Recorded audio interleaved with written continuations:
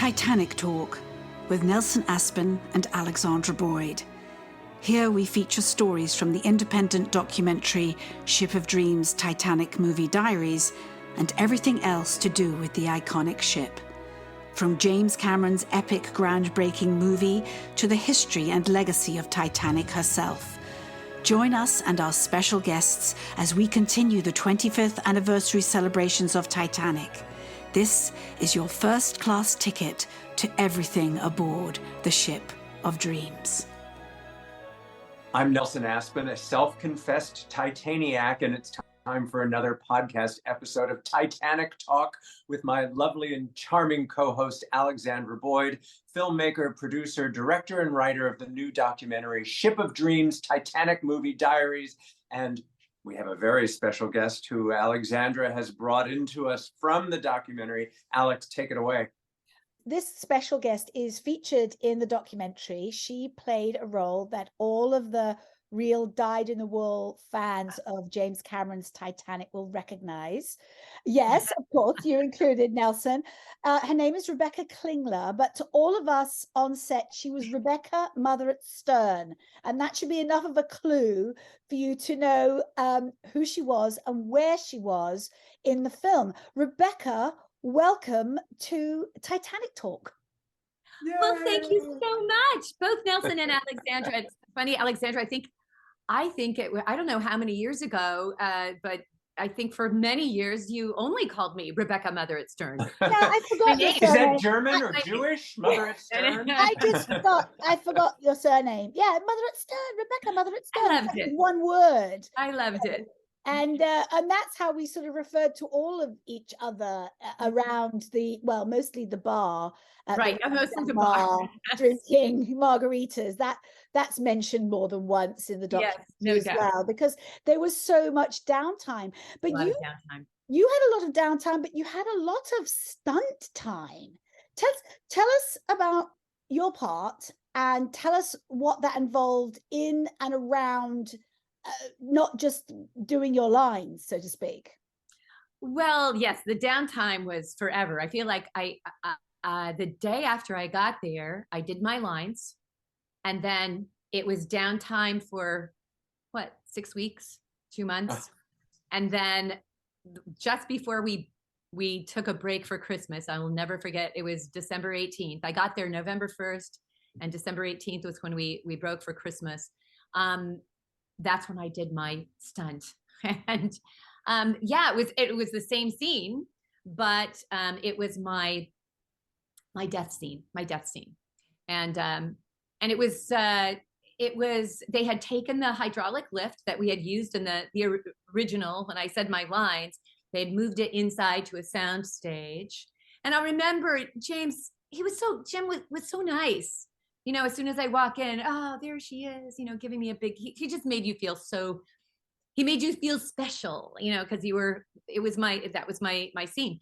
And I guess you were not there that day, right, Alexandra? It would have only been third-class people, but there were a lot of people standing around. And so I had my child in my arms, Alex. Gosh, he'd probably grown a little bit since then, because it had a number of weeks and he was pretty small. But we were hanging on to the rail, and then the hydraulic lift went up to almost 90 degrees. And I had on my very heavy wool costume and the very heavy life jacket. And Alex also had on his life jacket. And then there was a stunt guy hanging on the rail. He fell off the rail.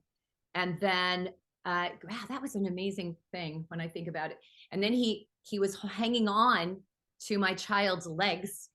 And at that point, I was holding on with one arm to my child, myself, and to the stuntman. And then he pulls him out of my arms. I watch him fall to his death. We didn't get to see that. He cut it.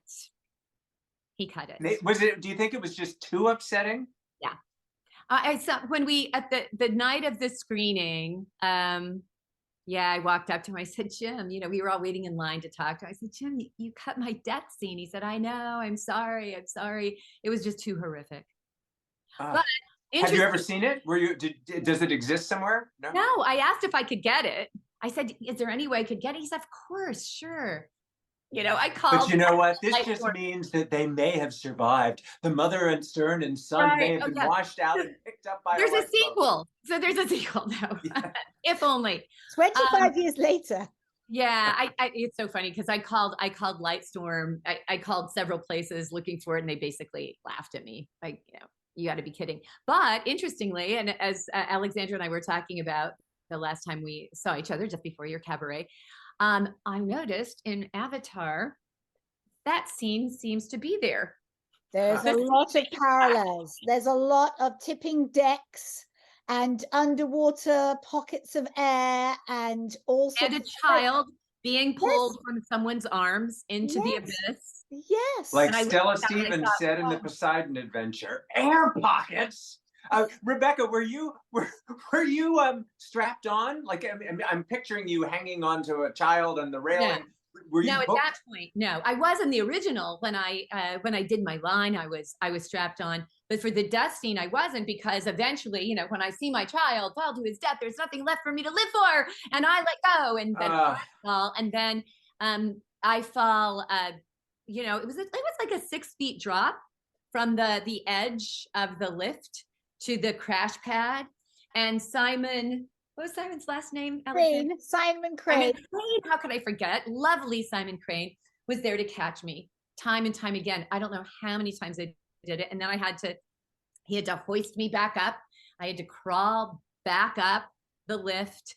And we've actually reenacted that because we can't use, we've used some behind the scenes and tiny bits of the film itself, but we actually had this amazing young crew of stunt performers in Atlanta who were like, we'll do it, we'll reenact everything. So I sewed all of the Titanic life jacks, doing the inserts with car wash sponges from Home Depot. So actually they were light, and they weren't, they kind of cushioned them as they were throwing themselves on this makeshift poop deck that, yes, indeed, tilted to 90 degrees. And I thought, how is this going to work? Then we found this wonderful young stunt actress who looks just like you. I mean, we totally sell it with you.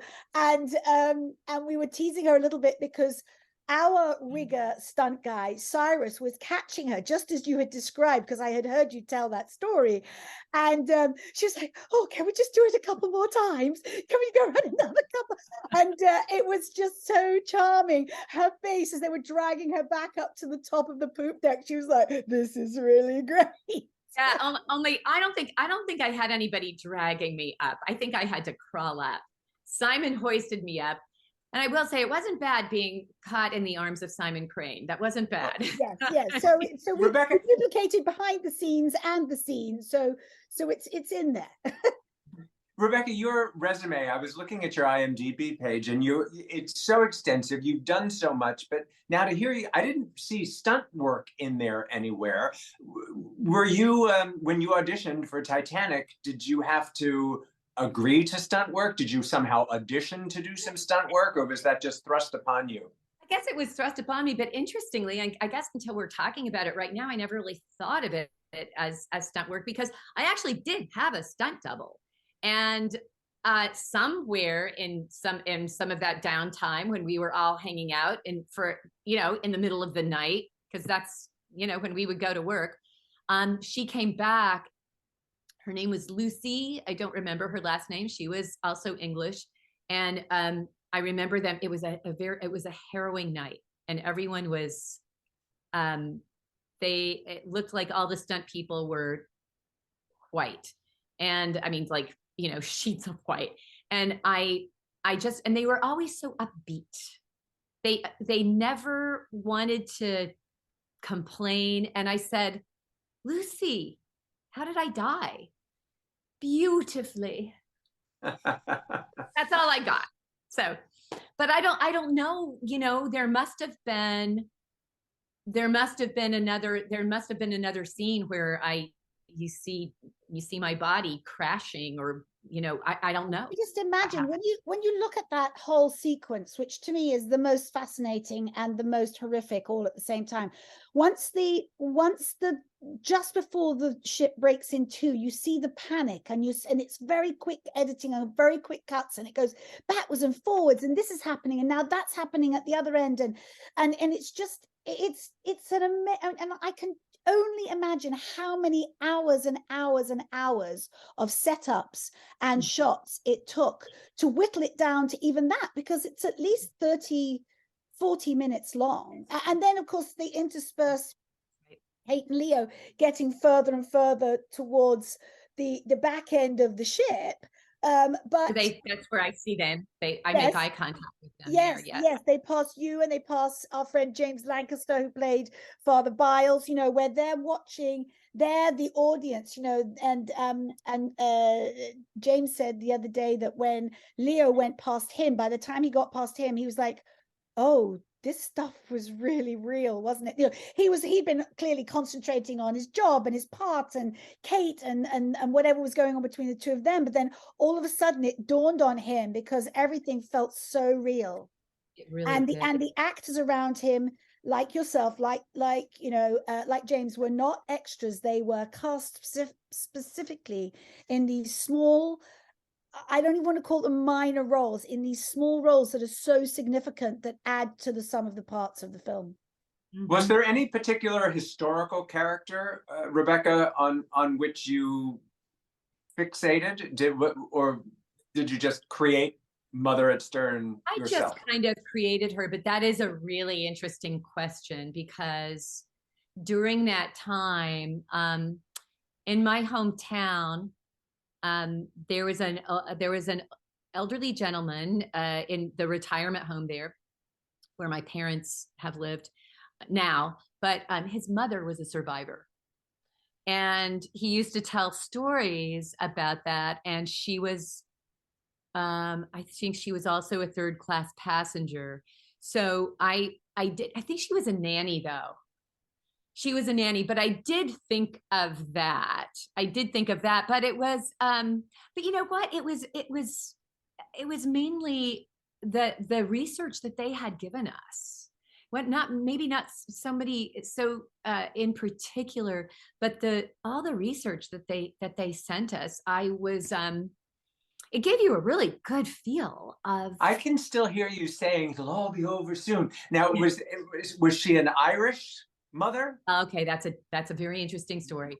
They had a dialect coach on the set, and I asked Mally and Emily. I said, shouldn't I have? Mally is the casting director. Mally is the casting director. I said, shouldn't I have some kind of accent, because I'm a third-class passenger. I mean, if I were American, that wouldn't make sense. You know, how would I ever get, how would I ever had enough money to be overseas in the first place to come back? And they said, no, we want everybody to have their natural accents. I thought, okay, whatevs. And then months later, they had me come back and do some ADR work. And luckily, my neighbor, who's also an actor, was from County Cork. And he gave me a little coaching before. So you re-recorded your line. You did additional dialogue recording for people who are learning. Another day's work. Loved it. Here's a question for both of you. It sounds, very perilous, Alexandra. Your role didn't seem to require quite as much physical jeopardy. I did have to wear a corset. That was hard. Oh well, that's true. That's hard. For hours, it is. Yeah, I'm sure it was a bladder buster. But when you signed your contracts to take on these roles, ladies, was there I imagine there's some sort of indemnity against injury, accident, etc.? Well, of course, because and actually that's why there are stunt performers, and stunt work is very dangerous, and that's what they sign up for. They train really hard. They're super fit. There's clearly an element of danger that they enjoy. Otherwise you wouldn't be doing that job in the first place. You've got to have balls of steel, men and women. Yes. And so when it comes to some of this stuff that either an actor is not trained to do or doesn't have the courage to do, or if you're an A-list actor and they can't afford for you to sprain your ankle or whatever and stop production. So really I think, you know, and even on my super low budget film, we had a stunt double. We had somebody who wasn't the actress who did some of the underwater stuff, and you know, and it was very useful because that that underwater stunt performer was very experienced, and it just made everything go so much more smoothly. And I know, Rebecca, you talk about it in the film, that there was this element of danger and fear, because you're, you know, unless you're an action actor, you're not used to being around, you know, they rehearse and rehearse and rehearse without the actors there, and then it's action and the actors are having to get out of the way, and it can't always work smoothly. But you know, nobody died. I think there were a couple of injuries, but it's kind of what they're paid for. They used to call it danger money in the BBC. No risk, no reward. Yes. And, you know, there's a psychology to that as well. And seeing that the name of the documentary is Titanic Movie Diaries, Off the Ship of Dreams, I was very moved by Rebecca's recitation of some of her diaries. Maybe we can talk more about that and her remembrances. Sure. Well, Alexandra did suggest that I read a section that I didn't read in the documentary, and I'm gonna get a little bit emotional. This was referring to something that my dad had sent me. My dad just died last Wednesday. So after being ill for a while, but he was 96, almost 97. So, you know, it's not like he was ready to go, but it's still sort of sad. He was an English professor and also an avid journal keeper. So as I'm reading this, I'm thinking, gosh, I wish I would have read this to him, you know, in some of his final days, you know, when they could only hear. But c'est la vie, he's hearing it now. And this is in reference to an article that he had sent me that John Updike had written for the New Yorker. And here it is. November 13th, 6 a.m. Many of us spend our time hanging out in someone's dressing room, usually Brian's, watching videos from John Landau's collection in the PA's office. We've been watching the 4-part E&A documentary on the Titanic. It is a little dry because there isn't that much footage available, but the interviews with survivors and writings from others are really moving. What really grabbed me was the article Dad sent me from the New Yorker by John Updike. It was a commentary on class distinction that was so blatant in the percentage rate of first-class survivors versus those from steerage. The wealthy white men were reported to have shown great bravery by allowing women and children seats in lifeboats ahead of them. Many more third-class children died than first-class men. The whole incident seemed to be a warning against human arrogance as we entered into the most technological age in human history. The creators wanted to bask in the glory of the ship's magnitude, but paid little attention to the impact such size would have in a disaster. Too few lifeboats for its many passengers, no alarm system to let the citizens of the marine city know an emergency was taking place. Captain Smith was probably at a loss because he had never sailed anything so large before. It was almost too big for its time. But of course, the fatal mistake that he and everyone else made was thinking this 20th century state-of-the-art machine was unsinkable. The story has everything: grandeur, nostalgia for an exciting time in history, irony and mystery. No wonder so many attempts have been made at recreating it. Did I go on too long? No, I'm gripped. Keep going. Okay, all right. It is hard to ignore the parallels between the ship and the production. Both are the largest of their kind to date. There does seem to be a lack of organization at times, a small example being the fact that I will probably be here into next week, and I was scheduled for 4 days. Like the Titanic's crew, no one in the production has handled a project quite this size. The question remains, will this project meet with disaster as did the Titanic itself, or will it emblazon its memory as nothing has before? only the stunt people have been working. It must be pretty harrowing out there. They all look like sheets when they come in. Oh, here it is. I asked Lucy how things were going, and she looked at me with wide eyes without answering. Then I asked George, and he just took a deep breath, mustered up a smile, and he said, "Great. What a spirit." Guess that's it. I thought I was. That is amazing. Nothing someplace else, but that was wonderful. That was wonderful. Yes. Thank you for that. And in fact, there is little snippets of that in the documentary. So it'll give everyone a little idea of what to expect when they watch it.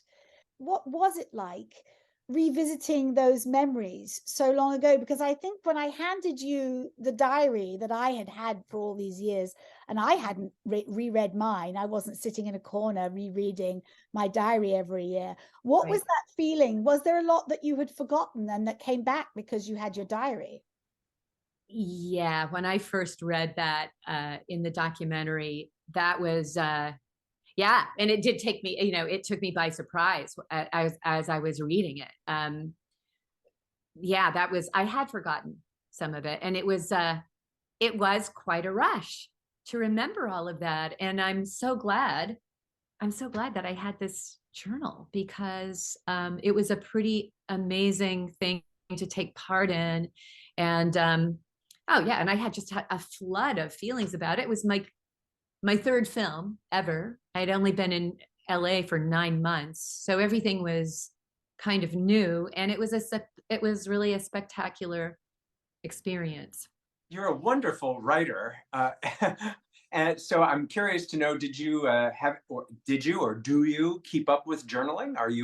Do you write? Well, I've been writing a pilot. So I've been trying to write write for television. But yeah, it's really nice to read this. I do write, I learned to write from my dad. He's, as I said, he was a writer and professor. And right now, there were 7 of us in the family. I lost my sister, but my remaining siblings and I are all like battling over his obituary right now, whether or not to leave as is, because he wrote his own, or if we should, be arrogant enough to edit his words.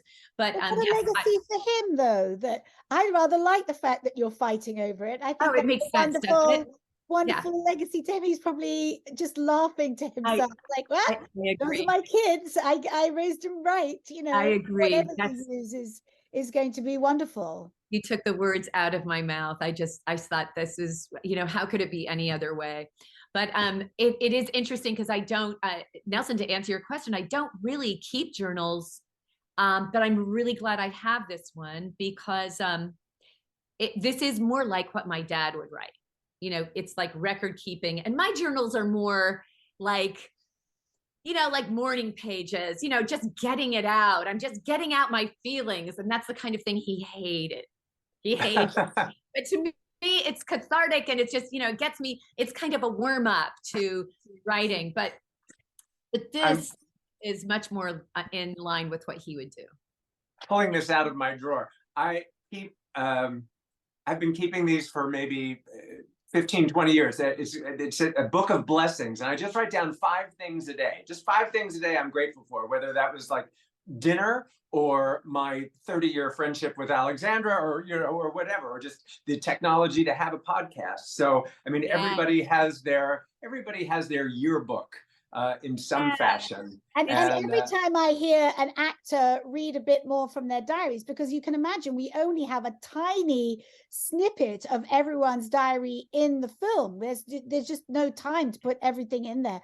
It's making me think we need to collate them and publish them and make them available. I was thinking the same thing, Alexandra. I think, it was like, because I was reading, when I got my file out, we would have these meetings, and we were hoping to, I think, publish these diaries like for the year anniversary or something. Yeah, nobody was really interested, and you couldn't self-publish in those days. There was no internet. There was no, you had to go through a publisher, and they were like, meh, And so they just stayed in my computer and went from new computer to new computer to new computer every time. I still had them.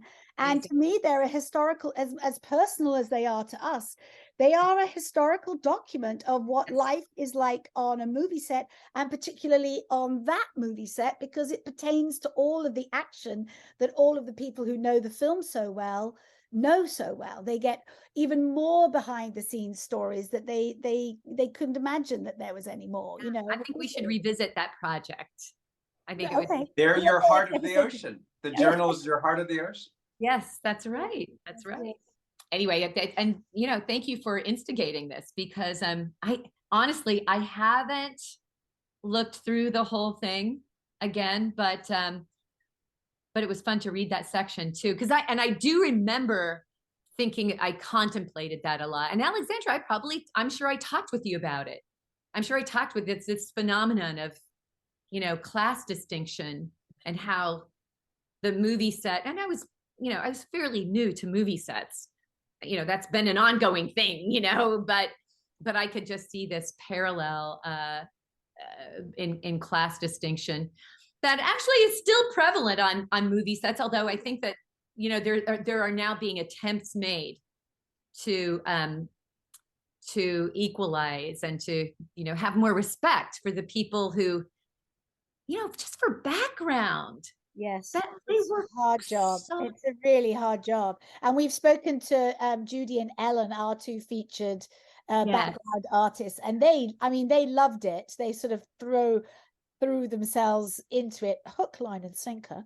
And they were just, you know, you could tell, but there were still moments of danger. But in the film, they're just laughing about it. But they obtained skills that I don't think they expected to walk away with after, you know, the poop deck and the tank and everything. I mean, they were there longer than any of us. Right. Yes. They were background, so they were in all scenes all the time. Rebecca, where was Titanic on your radar before you got the audition for Titanic? Like, had you had any interest in it or knowledge of it whatsoever? Absolutely. Well, when I was a kid, I'm trying to remember how old I was. I'm thinking I was like in 4th grade. A TV movie came out of Titanic, right? Isn't that right? I mean, I have to. There was a Catherine Zeta-Jones miniseries, but that was. Dude, this was way. We're talking like 1968 probably, and or 67 even. And I remember just being fascinated by it. And I was obsessed with it. And then, you know, I grew up and kind of went on. But so when I found out they were doing, you know, when I got the audition, I was like, wow, this is so cool. Because I don't know, you know, there's just something about something elegant and tragic. Yeah. Who doesn't love that? You know, it's an iconic part of history. Yes, and you can't argue with all those real stories. I know, you know, that Nelson helped me research my audition for my monologue, and it just, once you start to scratch the surface of all these people and all these accounts, and you know, there's 1,500 people died, but all these survivors who had, you know, this, what we now know is PTSD, what we now know is survivor guilt. All of that stuff, you know, Bruce Ismay was, you know, vilified the rest of his life because he was the owner and he was the one and, you know, we can't imagine what the survivors' lives were like as well. And it's all sort of, you know, you'd have a 5, 6, 7 hour movie if you wanted to tell all of the stories. And I've often said, if James Cameron made this story now, it would be a Netflix miniseries. It would be like The Crown, $10 million an episode, and they would do everything. You'd have you'd get to work around the entire ship and not leave one thing out, because they weren't doing left more in 1996. Because I think that was one thing that was, I mean, I feel like when I saw the screening, I was left a little bit disappointed because, as I'm sure a lot of people were, especially if they got cut out, but they went to such great pains to really be historically accurate with all of the characters. And then those characters were barely seen. And I agree. You know, he could still do a mini series. Why not? There was so much left out. Yeah. And it would be kind of this won't be the James Cameron's Titanic will not be the last Titanic incarnation for sure. For generations to come, this story will be told and retold, and we will find out that Mother at Stern was washed off, picked up by a lifeboat, and probably ended up in that nursing home somewhere, telling her stories with her grown son now taking care of her. There you go. What a lovely full circle. Yes, yes. Thank you so much, Rebecca, for coming in. Thank you, you guys. Again. So grateful. So much fun. I'm so excited for people to see you in the documentary, because you have some wonderful stories in a wonderful way. Thank you so much, you guys. And thank you for Alexandra for introducing me to Rebecca, and I feel like I have a new friend as well. So part of the ever expanding Titanic family. Likewise. Yes. Great. Thanks so much, Thank you guys. you so much. Take care. Bye.